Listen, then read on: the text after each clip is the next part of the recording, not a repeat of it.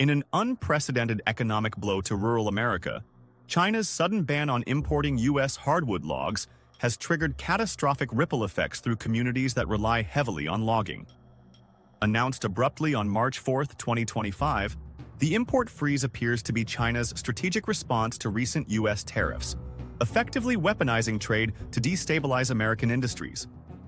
For thousands of rural workers, especially those across Appalachia and the Pacific Northwest, the logging industry isn't just employment, it's a lifeline. Towns once thriving with the hum of sawmills and the rumble of log trucks now stand eerily silent. Families who have proudly lived off logging for generations now face uncertain futures, many pushed to the brink of financial collapse.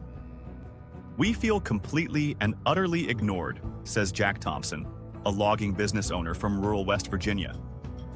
"We're drowning, and nobody in Washington seems to hear our cries for help."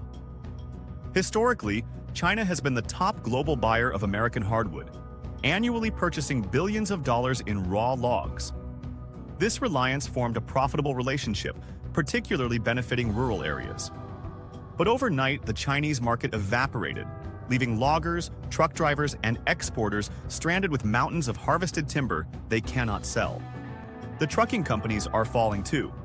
One Riggio works with had 50 trucks and was moving up to 45 loads per day. Now they're down to 5. The owner says if nothing changes soon, he'll have to shut down. That kind of sudden loss isn't just a rough patch, it's extinction for logging businesses. Within days of the ban, the small business Riggio helped build over 5 years had collapsed. The log broker said 18 out of 42 operations that he worked with have also already closed their doors permanently. One of them, he added, was a company founded by the owner's great-great-grandfather. "That's over 100 years of logging in that family, and now that family doesn't know what to do," Riggio said. The majority of workers in the logging industry don't have college degrees, according to Riggio. Many have been in the industry since they were teenagers, often following in the footsteps of their fathers and grandfathers.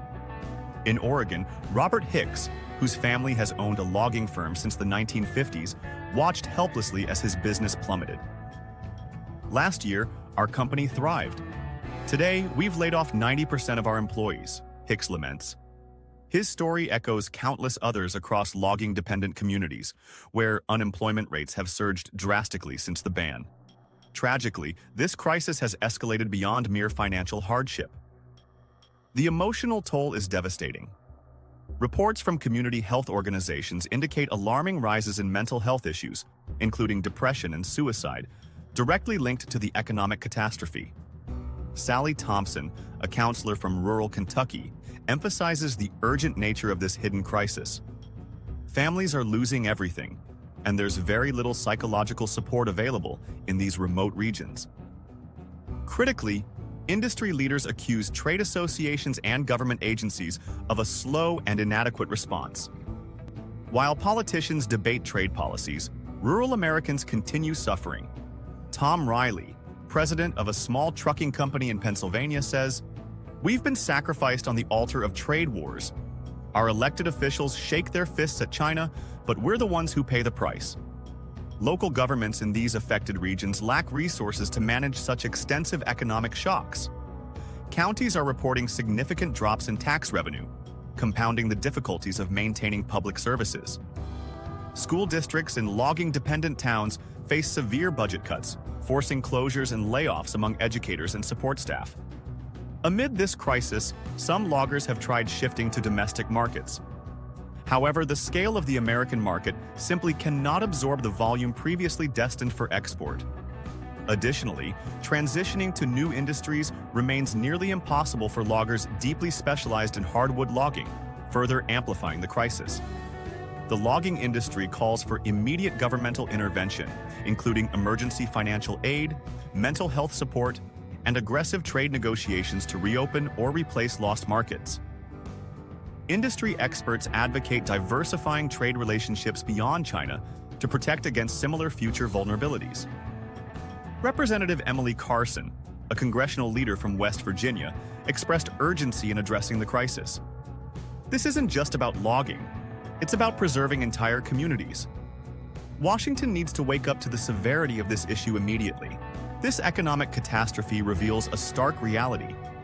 rural America remains vulnerable to international policy shifts and geopolitical tensions far removed from daily life. Without swift, comprehensive action, the fallout from China's logging import freeze could devastate rural communities for decades, eroding trust in leaders who appear distant and disconnected from the lives they govern. In a nation already grappling with deep economic divides, this crisis serves as a harsh reminder of rural America's fragility in the globalized economy. The loggers' message is clear. Help is needed now before entire towns vanish, becoming forgotten casualties of a trade war no one asked for, but everyone in rural America is fighting to survive.